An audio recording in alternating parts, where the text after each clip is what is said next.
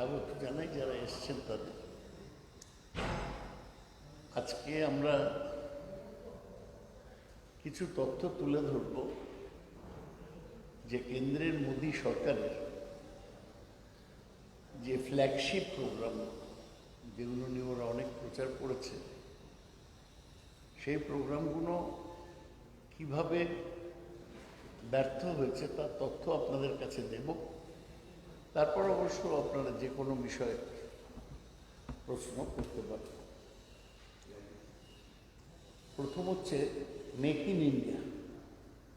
এটা চালু হয়েছে 2014 সালে। এরা বলেছিলেন উৎপাদনে মানে ম্যানুফ্যাকচারিংয়ে স্বনির্ভরতা, সেলফ রিলায়েন্স হবে, 10 কোটি চাকরি তৈরি হবে। কিন্তু এখন দেখা যাচ্ছে যে উৎপাদন খাতে ম্যানুফ্যাকচারিং সেক্টরে জিডিপির অবদানের 2022-এর মধ্যে লক্ষ্য ছিল 25%, এখন সেটা পিছিয়ে দিয়েছে, বলছে 2025-এ লক্ষ্য রাখা হয়েছে 25%। গত 6 বছরে কোনো নতুন প্রতিরক্ষা প্রকল্প, ডিফেন্স প্রজেক্ট শুরু হয়নি। চীনের সঙ্গে $48 বিলিয়ন বাণিজ্য ঘাটতি, 45 বছরে রেকর্ড বেকারত্ব দেখা গিয়েছে গভর্নমেন্টের হিসেব অনুযায়ী। 2, পিএম কিষাণ, এটা চালু হয়েছে 2018 সালে। এতে প্রতিশ্রুতি ছিল 2022-এর মধ্যে কৃষকের আয় দ্বিগুণ হবে এবং ক্ষুদ্র প্রান্তিক কৃষকদের বছরে 6,000 টাকা করে দেওয়া হবে। বর্তমান হারে, দ্য প্রেজেন্ট রেট, কৃষকের আয় 2028-এর আগে দ্বিগুণ হবে না। পিএম কিষাণের নাম নথিভুক্ত করাটা কমে গেছে। 2019-এর লোকসভা ভোটের আগে 5 সপ্তাহে যত কৃষক নাম লিখিয়েছিলেন, ভোটের 8 মাস পরে তার চেয়ে কম কৃষক যুক্ত হয়েছে। পিএম কিষাণে 10 জনের মধ্যে 7 জন কৃষক তাদের পুরো টাকা পাননি। প্রায় 48% উপভোক্তা কোনো টাকাই পায়নি। কেন্দ্রের বরাদ্দ যা ছিল পিএম কিষাণের, তার মাত্র 41% খরচ হচ্ছে। মাইন্ড ইউ, এটা হচ্ছে সেই প্রোগ্রাম যেটা নিয়ে সবসময় ওরা আমাদের অ্যাকিউজ করে যে আমরা ইমপ্লিমেন্ট করছি না, কিন্তু তাতে ওদের নিজেদের পারফরমেন্স হচ্ছে only 41% of the target. 3, Ahmedabad থেকে মুম্বাই যাওয়ার বুলেট ট্রেন, এই প্রকল্পটা চালু হয়েছিল 2017 সালে। ওরা বলেছিল যে অর্ধেকের কম সময়ে মুম্বাই আহমেদাবাদকে যুক্ত করা হবে, চাকরি এবং আয় বৃদ্ধি হবে। এতে $3 বিলিয়ন নষ্ট হয়েছে অন্যায় বিডিং প্রক্রিয়ার ফলে। বন্দে ভারত, যা দেশের দ্রুততম ট্রেন, তা প্রথম ট্রিপের পরেই খারাপ হয়ে যায়। বুলেট ট্রেনের রাস্তা বানাতে প্রতি কিলোমিটার খরচ হয় 180 কোটি টাকা, কিন্তু ডেডিকেটেড ফ্রেট করিডোরে মাত্র 23 কোটি টাকা। এবং ডেডিকেটেড ফ্রেট করিডোর আপনি জানেন লুধিয়ানা থেকে ডানকুনি একটা হওয়ার কথা, তাকে কোনো প্রায়োরিটি দেওয়া হয়নি। 4, জিএসটি, এটা একটা বিরাট করে ওরা অ্যানাউন্স করেছিল, পার্লামেন্টের সেন্ট্রাল হলে এটাকে ইনিশিয়েট করা হয়েছিল। তাতে বলা হয়েছিল যে এটা কর কাঠামোর সরলীকরণ, simplification of the tax structure. GST হচ্ছে যুক্তরাষ্ট্রীয় কাঠামোর একটা বাহক। কেন্দ্র যে কোনো ঘাটতির জন্য রাজ্যগুলোকে ক্ষতিপূরণ দেবে, জিএসটি কম্পেনসেশন। সিএজি রিপোর্টে 2018 বলেছে জিএসটি তার নিজস্বতা ধরে রাখতে ব্যর্থ হয়েছে। 2021-এর হিসেবে 2.35 লক্ষ টাকা ঘাটতি। তার ফলে কেন্দ্র রাজ্যগুলোকে বাধ্য করছে ধার করতে। মমতা ব্যানার্জির নাম দিয়েছেন জিএসটি না গ্রেট সেলফিশ ট্যাক্স। 5 হচ্ছে স্মার্ট সিটি প্রমোট। ওরা বলেছিলেন 2020-র মধ্যে এটা জওহরলাল নেহরু আরবান রিনিউয়াল মিশনের পরিবর্তে ওরা এটা করেছিলেন। তাতে বলা হয়েছিল 2020-র মধ্যে 100টা স্মার্ট সিটি হবে। এটা 2015-র জুন মাসে শুরু হয়েছিল, সময়সীমা ছিল 2020। এখন সেটা বাড়িয়ে বলছে 2023-এ স্মার্ট সিটি হবে। 5 বছরে মাত্র 25% কাজ হয়েছে। 2019-এর অক্টোবর পর্যন্ত 30% টাকা বরাদ্দ হয়েছে। 61টি শহরের মধ্যে 34টিতে একটিও প্রকল্প শেষ হয়নি। আর বেশিরভাগ প্রকল্প যেগুলো হয়েছে সেগুলো 4টে রাজ্য: কর্ণাটক, মধ্যপ্রদেশ, গুজরাট এবং উত্তরপ্রদেশ। তাহলে আমি আপনাদের 5টা স্কিমের কথা বললাম: make in India, PM Kisan, bullet train, GST implementation, smart city, যেগুলোর কোনোটাতেই কেন্দ্রীয় সরকার তার লক্ষ্য পূরণ করতে পারেনি। এটা হচ্ছে আমাদের উত্তর, যে এখানে এসে বলে যে কেন্দ্রীয় সরকার খুব ভালো কাজ করছে, এই করেছে তাই করেছে। কেন্দ্রীয় সরকার অনেক টমটমিং করে, অনেক প্রচার করে যে প্রকল্পগুলো চালু করেছিল তার কোনোটারই লক্ষ্য পূরণ হয়নি। এইটাই আজকে আপনাদের কাছে আমি তুলে ধরলাম। আপনারা জানেন যে আমাদের চেষ্টা হচ্ছে ন্যারেটিভটা পরস্পরের বিরুদ্ধে বলার বাইরে গঠনমূলক কাজ, কনস্ট্রাকটিভ ওয়ার্কের দিকে ন্যারেটিভটা শিফট করা, মানুষের দৃষ্টি নিয়ে আসা। এবং আমরা আশা করি উন্নয়নের ব্যাপারে প্রতিযোগিতা হবে, কম্পিটিশন হবে। এবার আপনাদের যে কোনো প্রশ্ন থাকলে সেগুলো উত্তর দেব।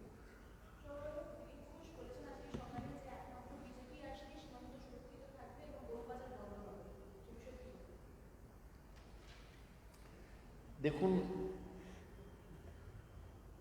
বিজেপি কেন্দ্রে ক্ষমতায় এসছে 6 বছর কমপ্লিট হয়ে 6.5 বছর হলো। আমরা বারবারই বলেছি যে গরু পাচার বন্ধ করার দায়িত্ব BSF-এর। বর্ডারের এই পার থেকে অন্য ওই পারে কোনো জিনিস নিয়ে যেতে গেলে তাদের আটকাবার একমাত্র যন্ত্র হচ্ছে BSF-এর। BSF হচ্ছে কেন্দ্রীয় সরকারের অধীনে। বারবার ওরা বলছে ওরা এলে গরু পাচার, আমাদের রাজ্যের পুলিশের কাজ তো গরু পাচার দেখানো। গরু হেঁটে হেঁটে যাচ্ছে, কে কী করবে? গরু যখন বর্ডার পার হচ্ছে সেটাই আপত্তি করার বিষয়, সেটাই কেন্দ্রের BSF কিছু করছে না। অমিত শাহ স্বরাষ্ট্রমন্ত্রী আসছেন পশ্চিমবাংলায়, তার এইসব নিয়ে সময় দেবার সময় নেই। উনি কোথায় গিয়ে লোকের বাড়ি ভাত খাচ্ছেন, কোথায় বিজেপির হয়ে প্রচার করছেন, রোড শো করছেন। আসল কাজ যেটা, বর্ডারটা ঘুরে দেখা যায় BSF ঠিকমতো কাজ করছে কিনা, SSB ঠিকমতো কাজ করছে কিনা। স্বরাষ্ট্রমন্ত্রী কিছু করছে না, আর কি হবে? গতকালকে কুণাল ঘোষ একটা সাংবাদিক সম্মেলন করেছেন, সেখানে একটা ছবি দেখিয়ে বলেছেন যে শোভন চট্টোপাধ্যায়ের সঙ্গে তার অ্যাক্সেস রয়েছে এবং তার জন্য তাকে গ্রেফতার করার দাবি তুলেছে। আমার প্রশ্ন হচ্ছে, কোনো চিটফান্ড কর্তার সঙ্গে কারো ছবি দেখা গেলে আপনি কি কুণাল ঘোষের সঙ্গে যে কুণাল ঘোষ যেটা বলছে সেই মতের সঙ্গে? এইসব প্রশ্ন নিয়ে আমি এই পার্টির অফিসিয়াল প্রেস কনফারেন্সে বলতে চাই না। এটা হচ্ছে মূল জিনিস থেকে চোখ এড়াবার চেষ্টা। কুণাল ঘোষ যা বলেছেন তিনি কম্পিটেন্ট, তিনি তার জবাব।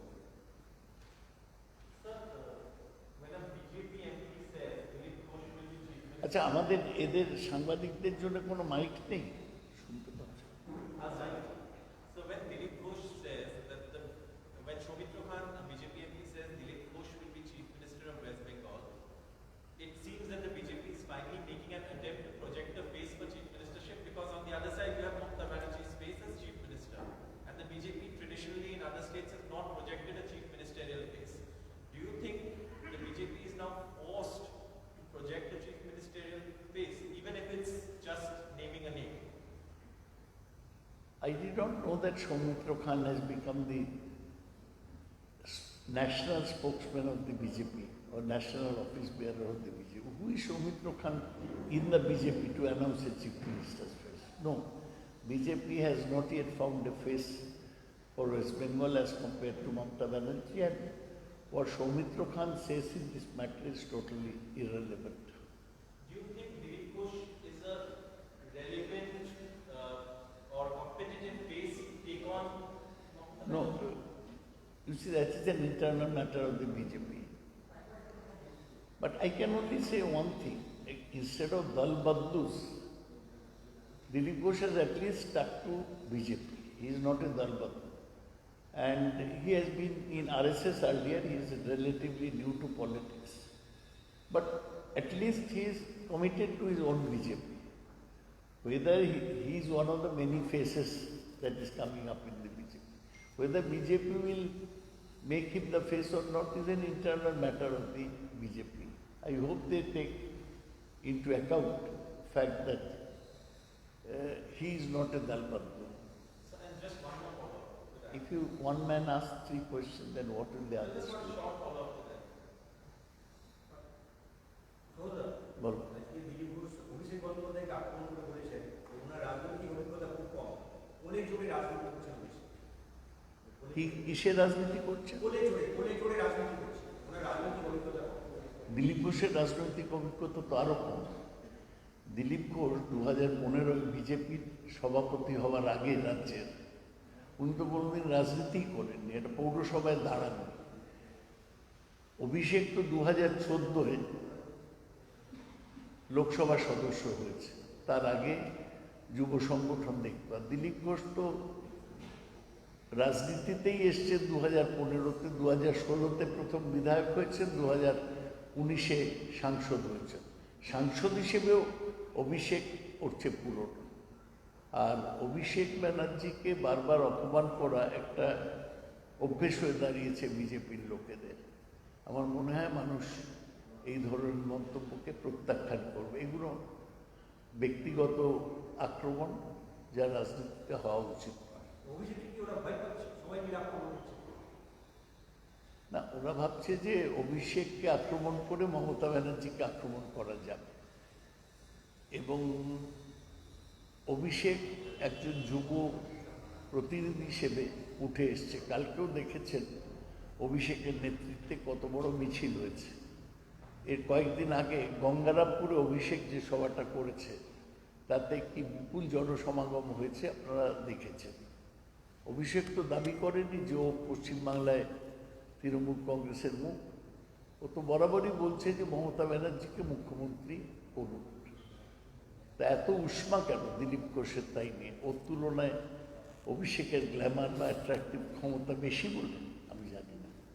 একটা বিষয় যে দিলীপ ঘোষ বলছে যে আমরা চাই ফেব্রুয়ারি থেকে রাজ্যে কেন্দ্রীয় বাহিনী চলে আসুন এবং যত তাড়াতাড়ি সম্ভব নির্বাচনী আচরণবিধি লাগু করবে।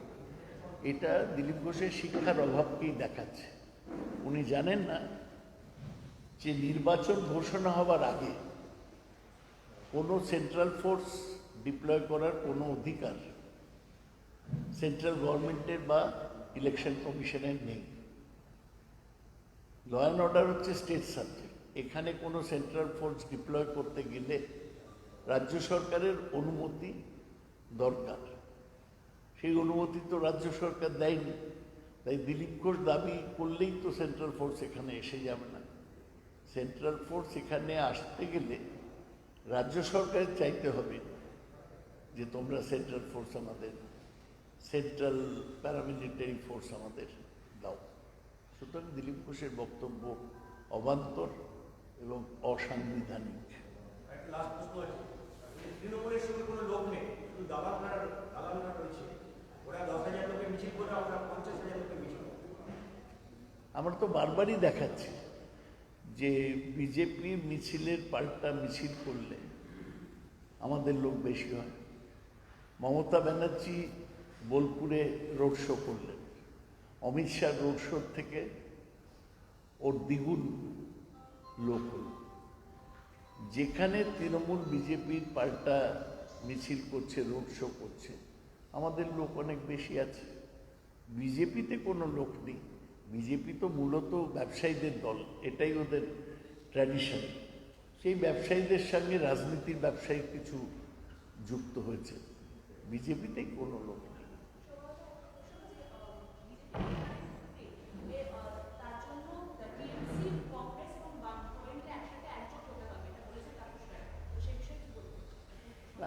মহাশয় আমাদের দলের দায়িত্বশীল নেতা, কিন্তু একটা জিনিস আমরা বরাবরই বলছি যে বিজেপির বিরুদ্ধে, সাম্প্রদায়িক রাজনীতির বিরুদ্ধে মমতা ব্যানার্জি আসল মুখ। আমরা বারবারই বাম, কংগ্রেস বা যারা মনে করে, যারা বলে তারা বিজেপি বিরোধী, তাদের বলছি তোমাদের মমতা ব্যানার্জির পিছনে দাঁড়ানো উচিত। তার কারণ তিনি বিজেপির রাজনীতি, সাম্প্রদায়িক বিভাজনমূলক রাজনীতির বিরুদ্ধে দাঁড়াচ্ছেন। তারপর সেইটাই অন্য ভাষায় বলেছে। So just slight. One young lady.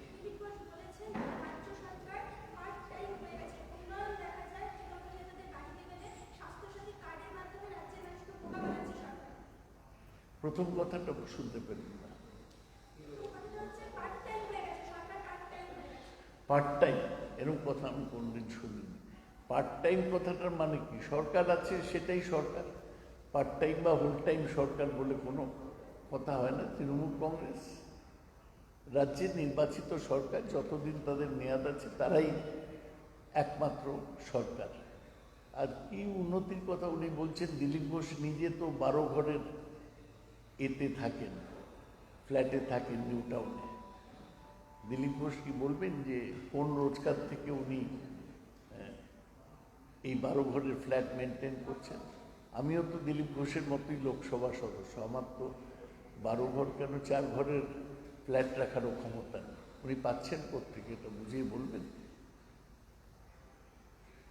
So you said this in several, you also made this comment in several media channels that, for the BJP to be kept out in Bengal, the left and Trinamool and the CPM, the left, Congress and Trinamool need to put up a joint fight because they I never said, all that I said is that if the left and the Congress are genuine anti-BJP forces, they should line up behind Trinamool Congress, because Trinamool Congress under Mamata Banerjee is the only party which is fighting the divisive politics of the BJP. সুগতা, কালকে কার্তিক বন্দ্যোপাধ্যায় বলেছেন মুখে কে? কার্তিক বন্দ্যোপাধ্যায়। তার কার্তিক বন্দ্যোপাধ্যায় তো আমাদের পার্টির কোনো নেতা নয়, তার বক্তব্যের ব্যাখ্যা দেবেন কেন? আর একটা লাস্ট প্রশ্ন আছে। বিজেপি বলছে যে মনীষীদের নিয়ে রাজনীতি করছে তৃণমূল, রবীন্দ্রনাথকে নিয়ে রাজনীতি করছে, বিশ্বভারতীকে ভাঙার চেষ্টা করছে। মূর্খ বলে বলছে। মমতা ব্যানার্জি মুখ্যমন্ত্রী হওয়ার পর প্রথম একটা জিনিস চালু করেছেন, আপনারা দেখেছেন, যে রাইটার্সে যখন ছিল বা নবান্নে প্রত্যেক মনীষীর জন্মদিনে একজন মন্ত্রী থেকে তার প্রতি সম্মান জানান। এবং 3 জন মহৎ বাঙালি, রবীন্দ্রনাথ, স্বামী বিবেকানন্দ এবং নেতাজি সুভাষ বোস, এই 3 জনের জন্মদিন বড় করে পালন করছে। এবং এই ব্যাপারে বিভিন্ন স্বয়ংসাথী সংস্থা, পঞ্চায়েত, পৌরসভাদের রাজ্য সরকার সাহায্য করছে। এছাড়াও রাজ্য সরকারের পক্ষ থেকে বাংলার যারা বাঙালি আইকন, তাদেরকে সম্মানিত করা হচ্ছে। তাদের তথ্য সম্প্রচার দপ্তর তাদের সম্মানে সভা আয়োজন করছে। আমরা মনীষীদের নিয়ে রাজনীতি করি না। আমরা সত্যিই বিশ্বাস করি যে বাংলার মনীষীদের তুলে ধরা আমাদের সকলের দায়িত্ব। সেই দায়িত্ব রাজ্য সরকার পালন করছে। সুগতা, আমি প্রশ্নটা অ্যাড করবো। সেটা হচ্ছে, কয়েকদিন আগে শুভেন্দু অধিকারী বলেছিলেন আর অভিষেক বন্দ্যোপাধ্যায়ের নাম না করে যে তোমার ঘরে পদ্ম ফোটাবো। তারপরেই কার্তিক বন্দ্যোপাধ্যায়ের এই মন্তব্য। আমি জানি না এটা এই নিয়ে মন্তব্যটা আমি বলছি। আপনারা একটা পার্টি প্রেস কনফারেন্স হচ্ছে, কে কী মন্তব্য করেছে সেটা বলার আগে আপনি বলুন যে সে কি পার্টির কোনো অফিস বেয়ারার, পার্টির এমএলএ, এমপি? এটা জাস্ট বলে দিলেন, জিজ্ঞেস করলেন, এটা ঠিক না। ঠিক আছে।